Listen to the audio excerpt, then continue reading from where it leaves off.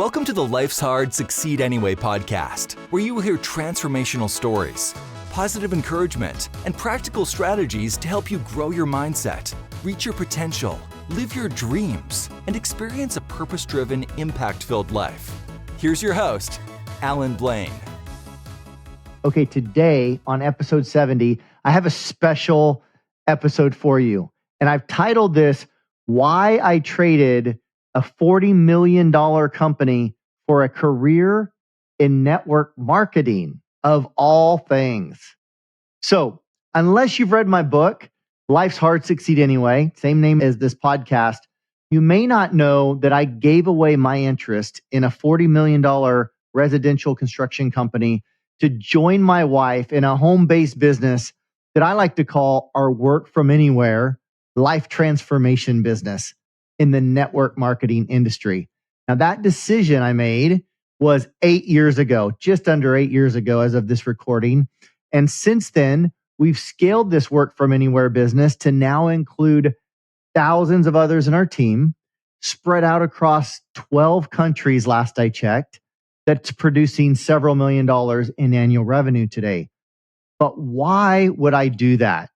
Why would I leave the perceived prestige of being the owner and CEO of a very profitable $40 million company to join a network marketing company and start at the bottom in an industry that too often is really misunderstood and misjudged? And what role, if any, did my Christian faith play into making that decision?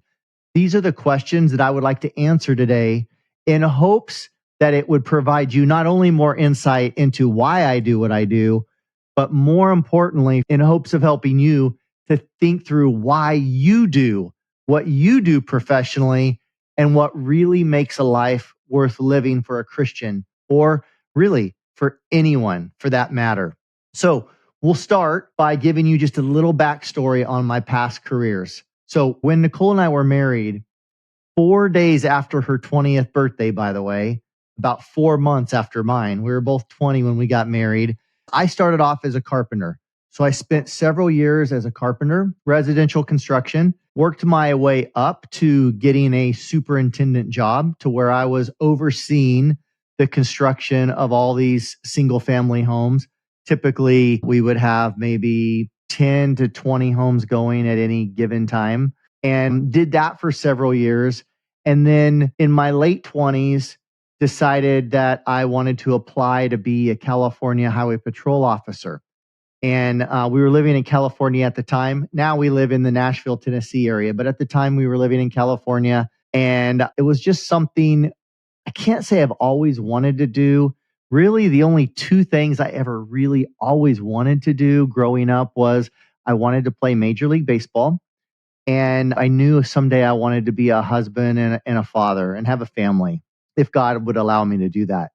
So those were like the only two dreams growing up. So really professionally, it was like, I want to play Major League Baseball. And I played through high school and I played in college for 2 years and ended up realizing that dream was not really going to be a reality at 5'10", pitching I was a pitcher, throwing 89 miles an hour with pretty substantial shoulder problems already happening at 19 and 20 years old.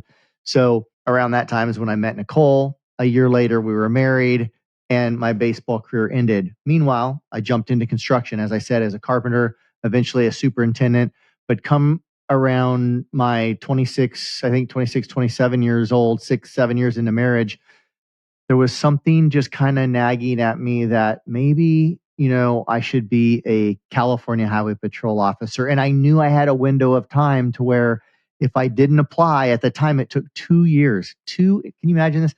2 entire years from application to starting the academy, of being hired and starting the academy. I mean, it was like a written test 3 months later and a psychological or an oral interview 3 or 4 months after that, and a psychological 3 or 4 months after that. It was just really drug out. And at the time, once you turned 31, you could not be hired by the California Highway Patrol. So I knew I had a window of time and I thought, hey, it's only 1 in 100 get hired anyway. So I'm going to apply. I applied. I got hired.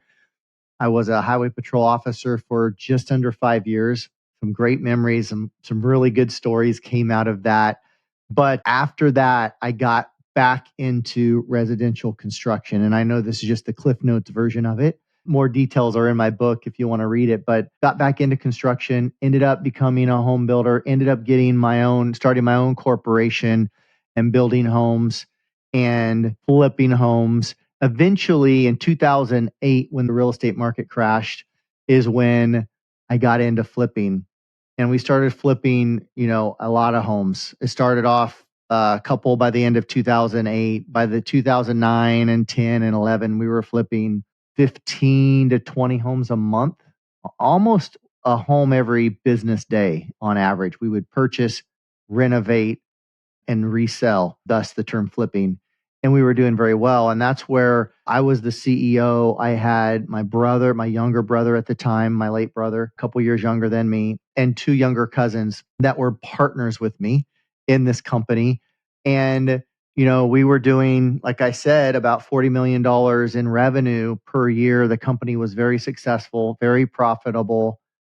The problem for me was I did not have a vision for my life.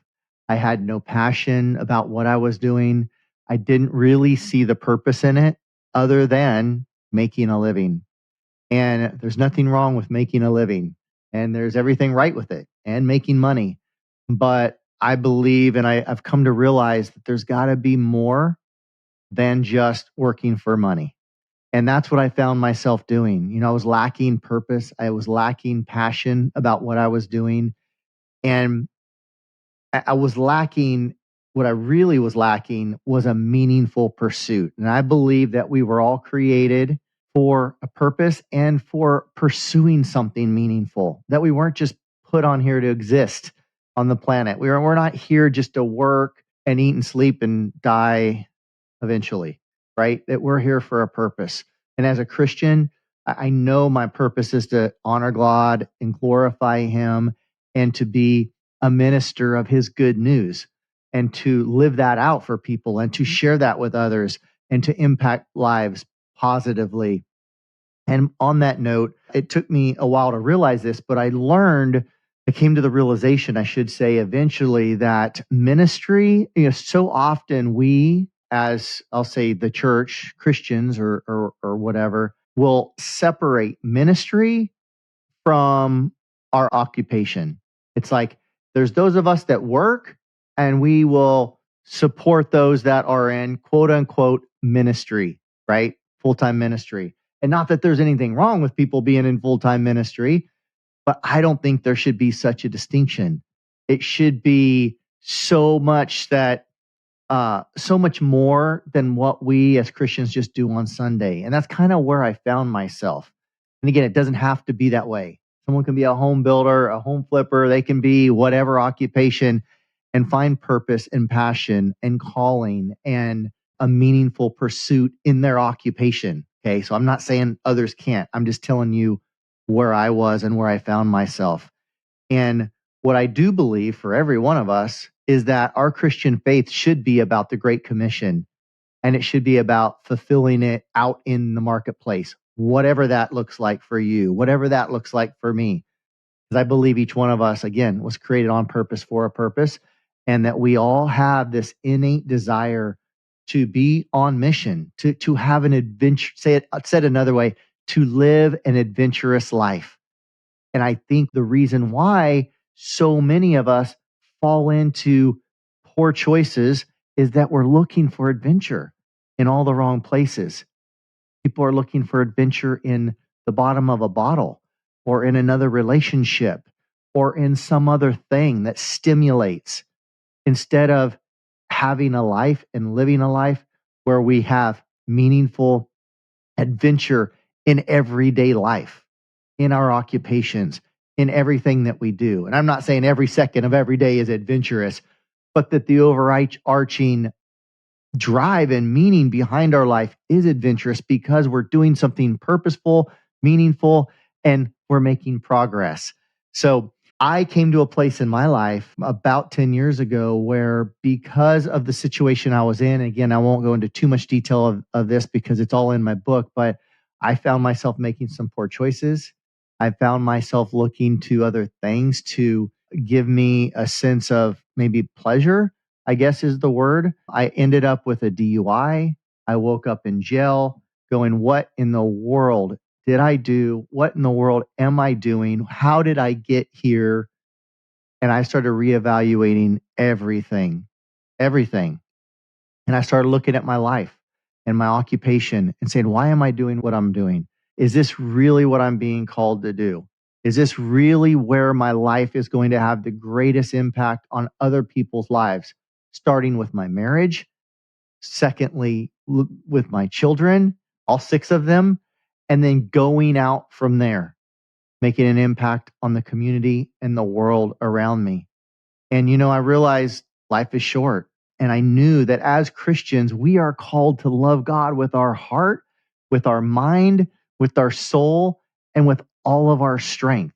And although I realize network marketing is not for everyone, and that God has different paths and different career choices for different people, and that we need people in all the various professions and occupations, I realize that it could offer to me and my family everything I desired and the ability to work with who we wanted to work with, when we wanted to work, the flexibility of time, the flexibility of geography to work from wherever and live wherever we wanted to, or even said a different way, where God might call us to go or live or do, that it could be an occupation for us that we could use to make a positive difference in other people's lives with others who also desire to make a positive difference in other people's lives, and that we could create a community that is so greatly lacking. I started seeing and noticing and observing community is so greatly lacking in our modern day society. I mean, even in most of our churches, it's lacking for that matter. And I realized it could be an occupation, unlike my CEO role that I had at the time back then, that allowed me to look at somebody in the eyes and let them know that the sky is the limit for them in this business. Their level of impact, their level of growth, their level of income, all those things, I could let them know it was unlimited. There was no glass ceiling. And obviously in corporate America that I was in at the time, there is a limit to what we can pay someone or even overpay someone and still stay profitable and healthy as a company. So I love that. I came to the realization that if Nicole, my wife, and I did this right, and what I mean by right is if we built a network marketing business like a professional rather than like a novice would do, who's just trying to make a quick sell or recruit somebody or recruit everybody that they come in contact with, someone who comes across as insincere, someone who comes across, and we've probably met them before, with commission breath, as I like to call it, that if we didn't do those things and we did treat others with respect, that this could be an extremely honorable profession. And if we would choose to follow the Jesus model of serving others, putting others' needs above our own, and offering them solutions to their needs when we heard the need, solutions that they may never, ever hear otherwise. And in our case, these solutions are health, health solutions.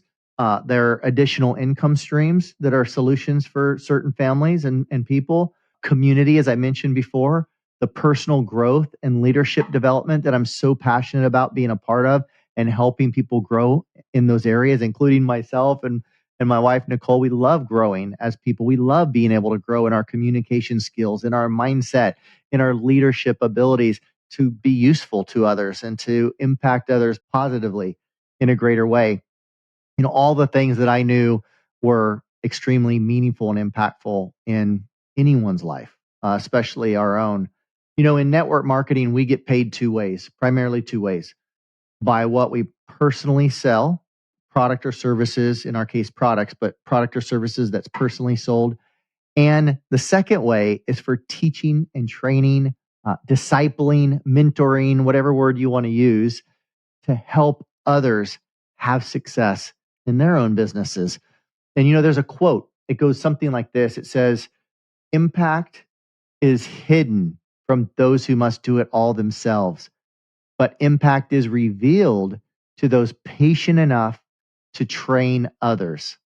Doing network marketing the right way, is about rolling up our sleeves, following the Jesus model, walking with others, serving others, showing them how to do it, and mentoring and discipling them along the way, not just loving them and leaving them, as people have been known to do. In this industry, it's great because we do not make any money by enrolling people. We don't make any money by recruiting people. If that was the case, that would be considered a pyramid scheme or a chain letter type situation, and it's illegal. Okay. So we don't do that. We only generate income when a product or service, in our case, again, product, is sold like any other legitimate business. I also love that there's no position of authority. There's no positional leadership in this business. And we all lead a team of volunteers.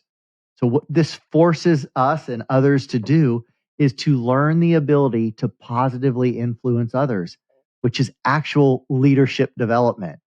That leadership, it's not a right. I don't think leadership necessarily should be a right. It's something we must earn. People will figure out if someone's just all about themselves and making money, or if the person truly cares about them and their goals, their dreams, and about serving them, which makes the growth that takes place in this industry so attractive to someone like me, who, although I'm shy and introverted by nature, I'm ultra committed to continuing to learn and grow and develop and become more useful over a lifetime. So I do love that about this business, facilitating that for me and others that join us. Again, service to many leads to greatness. Jesus said he came not to be served, but to save. I'm sorry, he came not to, well, he did come to save, but he came not to be served, but to serve.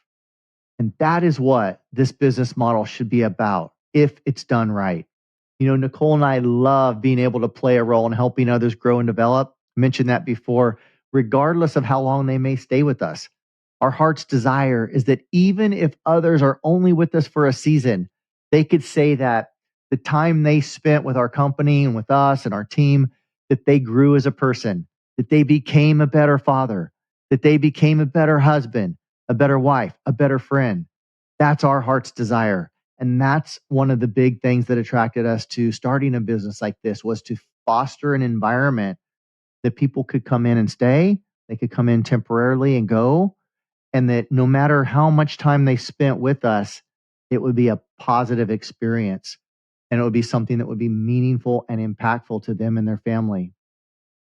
Some of the benefits, just personally, when I looked at this as a career option and made the decision to walk in and hand away my ownership in our $40 million company and just give it away to my family members, was the freedom. It was the freedom, the things that the other career couldn't give me. The freedom, again, like I mentioned earlier, to live anywhere, to go anywhere, that God could call us anywhere, that the income that we generate is recurring income, it's residual income, it's passive income, whatever you may want to call it.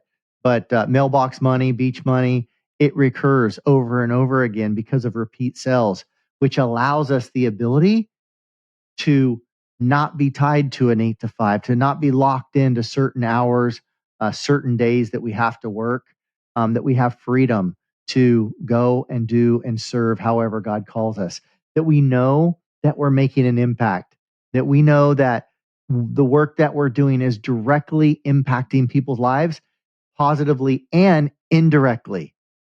I mentioned we have thousands of others in our organization today, 8 years later, 9 years later. Most of those people I've never met. That's the kind of impact and the scalability that attracted me to this occupation, to know that we could, again, going back to the Jesus model, the discipleship model, that we could work closely with a handful of people and teach and train and mentor. And those people could teach and train and mentor.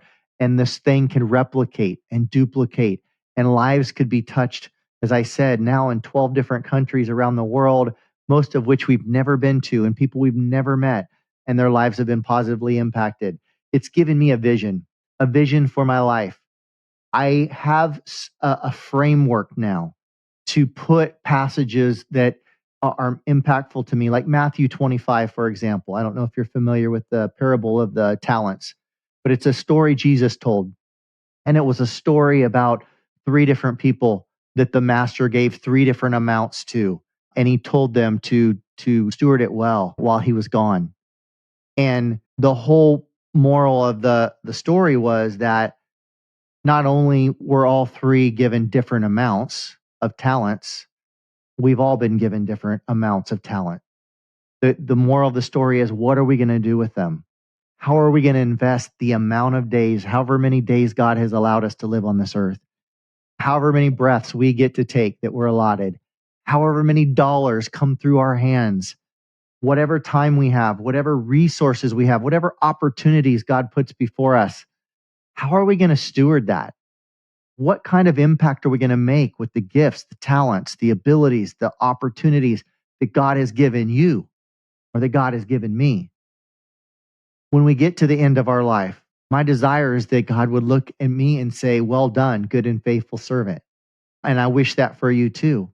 And I know that how we spend our time here on earth and what we choose for an occupation is a big part of the investment that we're making with our time and our resources. Nicole and I now have this vision of saying, hey, we know we want to be the hands and feet of Jesus. We know we want to live out and walk out and speak out the good news of the gospel of Jesus Christ. But now we have a business and a framework whereby we can literally put boots on the good news of the gospel and take it to the streets and minister to people's real needs. What real needs, Allan? Real needs like people's health, people's wealth, or their income. These are their financial needs. These are things we all have needs in, right? We all need health. Health is true wealth, right? Without health, but what is the saying? A man with great health has, or woman with great health has 5,000 dreams, and a person without their health just has one, right? We give whatever to get our health back if we lost it. So to get to minister to people in that way with their health, with their finances, again, offering a community, a supportive, encouraging, inspiring, growth-minded community to people, most of which don't have that. A vehicle that people can plug into and learn and grow and develop in their mindset, in their skill set, in their communication skills that then directly impacts their other relationships, their marriage, their parenting and friendships and all that. This is our vision of how this occupation, we can live out the gospel and minister to people and serve people and help people and meet people where they're at. And it's why Nicole and I are so passionate about what we're doing. It's also why we've set some big goals, some really big goals that we're excited about. Goals like helping a dozen or more, but a minimum of a dozen other families create a 7-figure annual income with us, to help 100 other families to create a 6-figure or greater income with us, and to help at least 1,000 families to create additional 5-figure income streams added to their family budgets. Those are our goals, and we're excited about it. So now when we get punched in the face with life's challenges, and they keep coming, by the way, challenges never end. They're just going seasons, right? Sometimes they're more often, they hit us more often. Some of them are bigger and they punch us a little harder. We're always having them and dealing with adversity and challenges. All of us are on some level. But now when those come, we have a filter that we're looking through and beyond the challenges to where we're going, to the people we're serving, to the people that we haven't even met yet, possibly, that are waiting on a solution to one of their needs that we have a solution to. So this drives me. And this is why I get up every morning so excited to do what I do. And this podcast is not in any way connected to my business. It's just another way that I can come in and hopefully encourage people and reach people where they're at and encourage them on their journey of having success in their health, in their marriage, in their parenting, in their finances, in their occupation, having success spiritually, because that's what we're about. We want to impact people's lives. Our business is just one way we get to do that. But I've always felt like, hey, over these last several years, I felt like because we have to spend so many of our waking hours working for a living, why not work in a way that is going to make a great impact on those around us? There's a lot of talk about legacy. A lot of people will talk about wanting to leave a legacy. For some, that's having a bridge or a building named after them. Not for me. For others, it's a legacy is what they leave maybe to their children or their children's children in, a home or money or business or something like that. Not for me. Not that that's bad, but Nicole and I want to leave a legacy in somebody. And we want to leave a legacy in a lot of bodies. We don't believe a legacy is what you leave to someone. Rather, it's a legacy is what you leave in someone. And I want to live a life worth living. And again, I want to hear Jesus say, well done and good and faithful servant. And I believe I will. I pray that whatever occupation you're in, that you're able to leave a legacy and that legacy continues on. I heard someone say, and I loved it. They said, I want the use of my life to outlive my life. And that's my desire. And ultimately, when I compared my previous occupation to my current occupation now in network marketing, and I compared the two and looked at and evaluated them through the lens, not only of which one gave me more financial freedom, which one could potentially give me more financial freedom, I should say, which one could give me more time freedom, which one would give me more impact than others, and which one would have a greater ability to leave a legacy in a whole lot more people. That is the reason why I chose network marketing. If you have any questions or comments about anything I shared, I'd love to hear from you. I hope this was encouraging to you, and I hope you've got a clear vision for your future, that you know that you are in a profession and occupation that you're called to be in, and that you're making an impact right where you are. As I said, we need people making an impact in all occupations. But if you're not, I want to tell you from past experience, if you're not passionate about what you're doing, if you don't feel called to be doing what you're doing, if you don't feel like you have a meaningful pursuit in life and in your occupation, and it's not adventurous in some way for you, I would really encourage you to rethink it and reconsider what you're doing and why, and making sure, yes, we have to work for money, but to make sure we're not just working for money alone, because I think it's a really dangerous place to be, especially when life's challenges come along. With that, I look forward to seeing you on the next episode. My next interview is going to be amazing, so don't miss that and make it a great day. If you love this podcast, grab some of Allan's free resources on his website at allanblain.com, spelled ALLANBLAIN.com. You can also find links to Allan's Facebook, Instagram, and TikTok there in his contact page. Lastly, if you can leave a 5-star review for us on your favorite podcast app, that will get these messages out to more people and it will really mean the world to us. Thanks in advance and make it a great day.